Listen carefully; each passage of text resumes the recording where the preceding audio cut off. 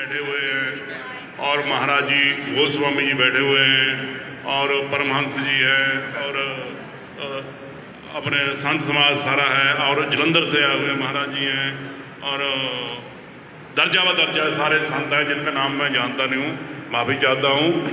लेकिन जो सनातन के कह रहे हैं कि अटैक करने की बातें कर रहे हैं, कनाडा से जो हमारे पंजाब का मूल निवासी है गुरपतवंत पन्नू, वो हमारे महाकुंभ में कह रहा कि मैं होने नहीं दूंगा।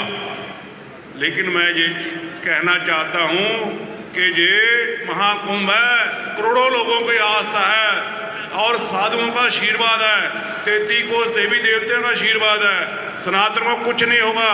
महाकुंभ बहुत यानी जो 2025 में चल रहा है बहुत बढ़िया होगा, जो पीछे से भी और आगे बढ़िया होगा महाकुंभ, क्योंकि प्रधानमंत्री श्री नरेंद्र मोदी जी ने और आदरणीय योगी जी ने करोड़ों रुपए का पटारा खोल दिया, खजाना खोल दिया महाकुंभ के लिए। कितना और बड़े बजरंगबली जी का जो सुंदरीकरण हो रहा है मंदिर का, बहुत बढ़िया हो रहा। जो संतों महापुरुषों का लिए टेंट की व्यवस्था है, रहने की व्यवस्था है महाकुंभ में, बहुत बढ़िया हो रही है। ये जो देश विरोधी लोग हैं हमारे सनातन को कमजोर करने की फिराक में ना रहें। ये गुरसिमरन सिंह की मंड की बात है तो हमारा सनातन बब्बर शेर है। सनातन बड़ा दिल वाला है, सनातन को कोई कमजोर नहीं कर सकता। लेकिन हमें एक रहना होगा, क्योंकि एक ही रहेंगे तो जो हमारा दुश्मन है हमारे ऊपर नहीं आएगा। ये हम 2 बनेंगे या 4 बनेंगे फिर दुश्मन हमारे घर में घुस बैठ। कोई केओस ना हो, अपनी अपनी गठरी लेकर अपना अपना सत्तू बांधे हुए इस देश का वो ग्रामवासी चला आता है, उसको व्यवस्था की भी चिंता नहीं है। उत्तर प्रदेश जिसे उत्तम प्रदेश बना दिया गया है, उसके आदरणीय कर्मयोगी मुख्यमंत्री श्री योगी आदित्यनाथ जी, उनके नेतृत्व में मैं देखकर आया हूं पूरे विश्व के लोग 40 से 50 करोड़ लोग जहां आने वाले हैं, जो उसकी तैयारियां हैं। मैं धन्यवाद देना चाहता हूं, मैं तो उनकी साधना को वंदन करना चाहता हूं कि किस तरह से वे रात दिन, आज भी वो वहां है, मुझे वहां होना था आज, लेकिन हमारे आदरणीय ऋषिश्वरानंद जी ने कहा कि नहीं आना है चाहे कुछ भी हो। आदरणीय योगी जी इस समय जब हम यहाँ वार्ता कर रहे हैं, वो बिल्कुल हमारे उसी घाट पर, उसी बगल में, ठीक इसी समय पर वहीं पर है। क्यों बार बार क्यों? अभी पिछले हफ्ते भी हम लोग वहां थे, वे थे, फिर आज और फिर परसों, फिर परले दिन, इसलिए कि ये मेरा जो भारत नहीं पूरे विश्व का परिवार आ रहा है, उस परिवार को कहीं कोई तकलीफ ना हो, किसी तरह की कोई असुविधा ना हो। वे रात दिन एक किए हुए, पूरा प्रशासन को धन्यवाद देता हूं। संतों की बातों को भी सुनना, उन सब के उन संघर्षों को भी झेलना। जितने लोग आ रहे हैं, परिवार में 5 होते हैं तो कितनी समस्याएं होती हैं, लेकिन आदरणीय मुख्यमंत्री योगी जी और आदरणीय मुख्यमंत्री अपने भारत के यशस्वी प्रधानमंत्री जी ये तय कर देना चाहते हैं कि इस कुंभ से एक दिशा मिलनी चाहिए, कि ये कुंभ केवल प्रदर्शन नहीं है, ये एक दर्शन है।